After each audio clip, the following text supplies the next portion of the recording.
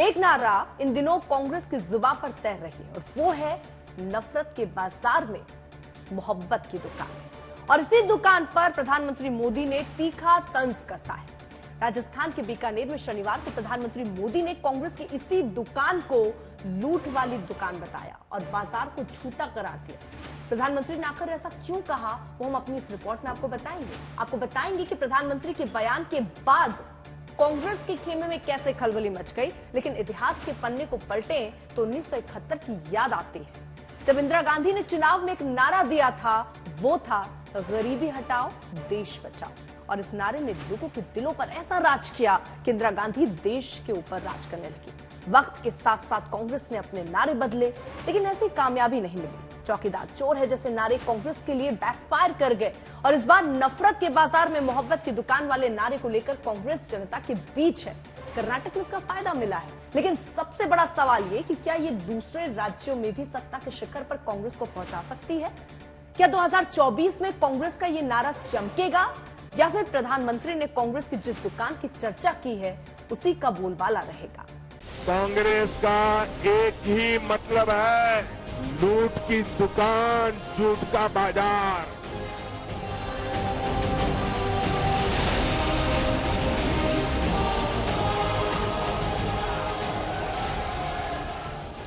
जिसे कांग्रेस मोहब्बत की दुकान कहती है, उसे पीएम ने लूट की दुकान बता दिया, झूठ की दुकान करार दिया। जिस दुकान के जरिए 2024 लोकसभा चुनाव में कांग्रेस अपना बाजार सजाना चाहती है, उसी पर तीखा हमला पीएम मोदी ने किया। कांग्रेस का एक ही मतलब है, लूट की दुकान, झूठ का बाजार।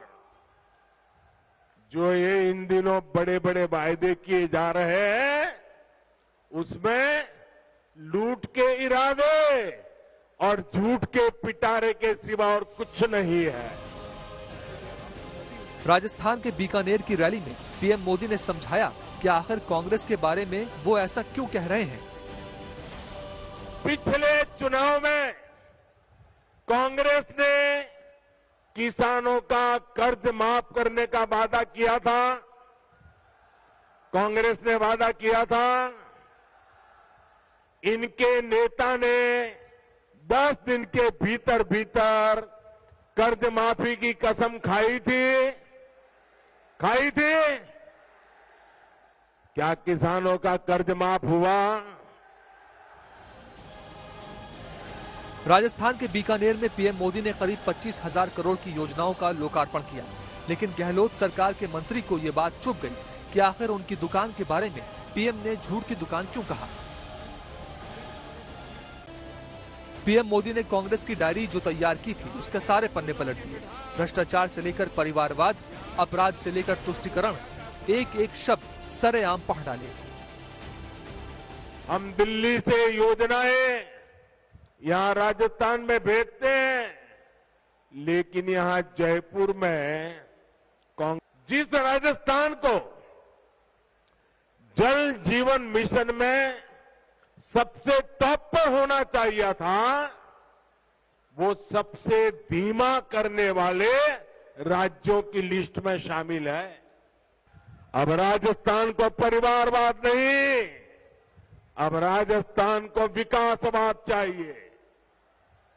साथियों, राजस्थान में जब से कांग्रेस आई है, इसने एक और पहचान बनाई है। भ्रष्टाचार, अपराध और तुष्टीकरण। हालत यह है कि जब भ्रष्टाचार की रैंकिंग होती है तो राजस्थान उसमें नंबर 1 आता है। राजस्थान में इस साल के आखिर में विधानसभा चुनाव होने हैं। यहाँ पर फिलहाल कांग्रेस की सरकार है। बीजेपी चाहती है इस बार राज्य में उसकी सरकार बने, ताकि 2024 में होने वाले लोकसभा चुनाव में उसे फायदा हो सके। आपको बता दें कि राजस्थान में लोकसभा की 25 सीटें हैं।